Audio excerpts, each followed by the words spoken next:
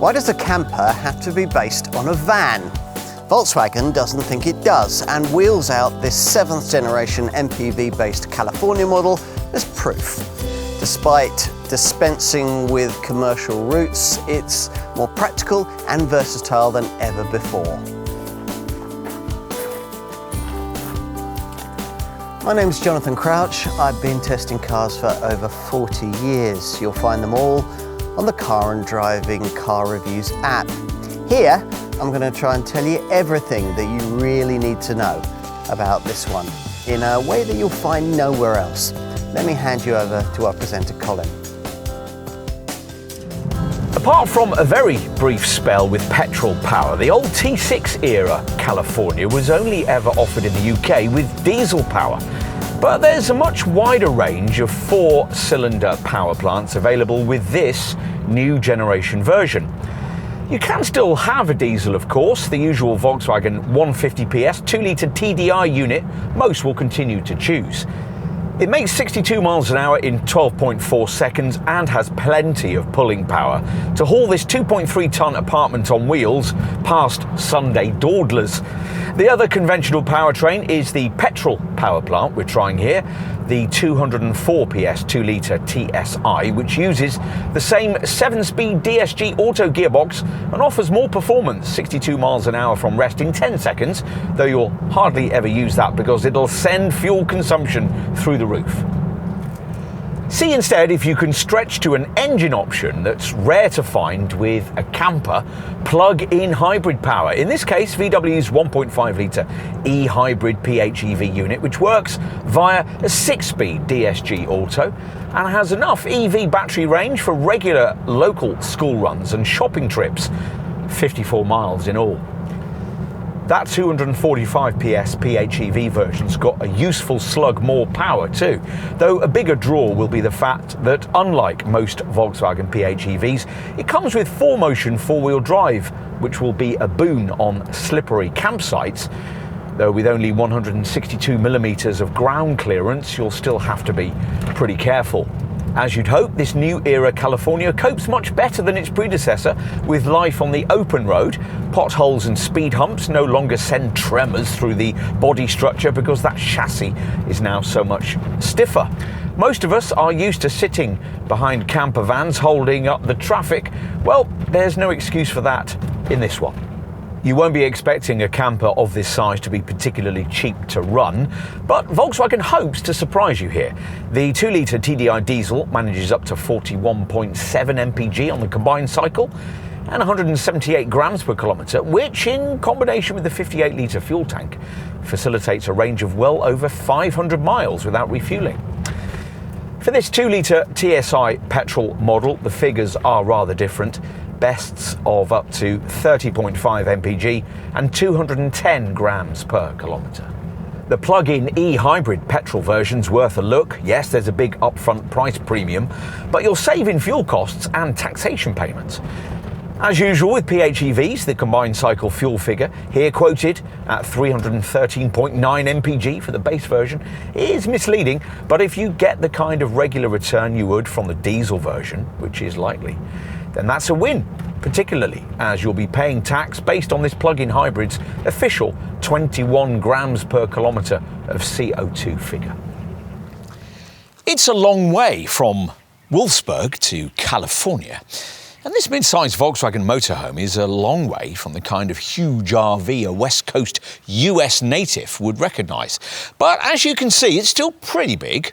In fact, rather surprisingly, this 5,173mm long multivan MPV-based model is bigger by 269mm than its transporter van-based T6 predecessor, though only because it's based on the super big extended wheelbase version of that multivan. All variants get a standard awning on the passenger side of the vehicle, and you can add another on the driver's side to potentially double your available camping space. You might also be surprised to learn that this is the first California generation to offer sliding doors on both sides.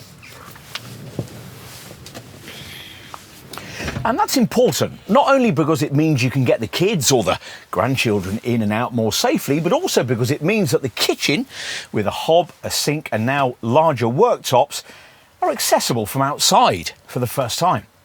This reconfigured kitchen with its smaller but more easily accessed drawer-style fridge makes it possible to cook outside too, though with this new model there's only one gas ring rather than two. All this, of course, assumes that you get a kitchen in your California. The base beach camper version doesn't have one, allowing it to fit in a third rear passenger seat, though with that variant you can still put on a brew via a single ring gas burner that slides out from a compartment in the boot. Normally though, your California will be like this one, with two separate rear chairs, which are much nicer than the previous generation model's bench, though some storage space, particularly underseat storage, has been lost as a result of this change.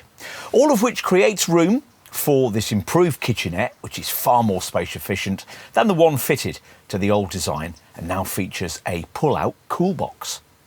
For our market, all models get the passenger side awning we mentioned earlier, which winds out to create a covering for the folding outdoor table. If you owned the old model, you'll note that everything now seems much better laid out and storage space is everywhere with plenty of drawers and cupboards.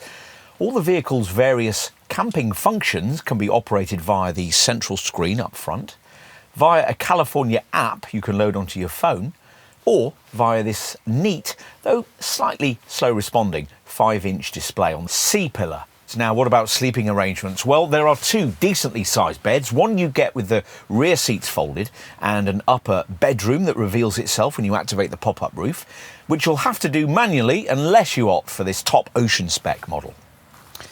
Okay, let's take a look out back. Now, as usual in a camper, because of the bed platform, the actual amount of boot space you get is restricted, so you'll have to pack carefully and make full use of all the various stowage spaces in the main body of the vehicle, like these zip-up side compartments on the right. Now let's finish with a look up front.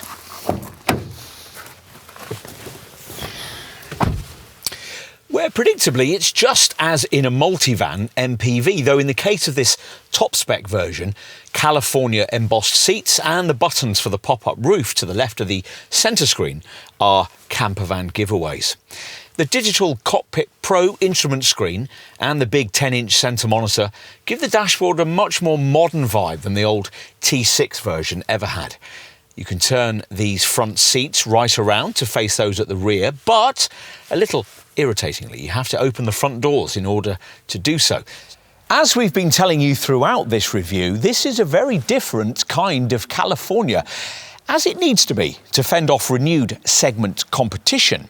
Basing a mid-size camper of this size on a platform designed for a car rather than a van doesn't initially seem like a very good idea, but this VW pulls off this approach with impressive confidence. As you'd expect from the change of chassis, the ride and handling responses are now much less crude, but there's an upfront price to pay for that. If you don't mind that, and a few small caveats, slow responding touchscreens and a fiddly process for setting up the beds, there's much to like here. A fresh class standard has been set.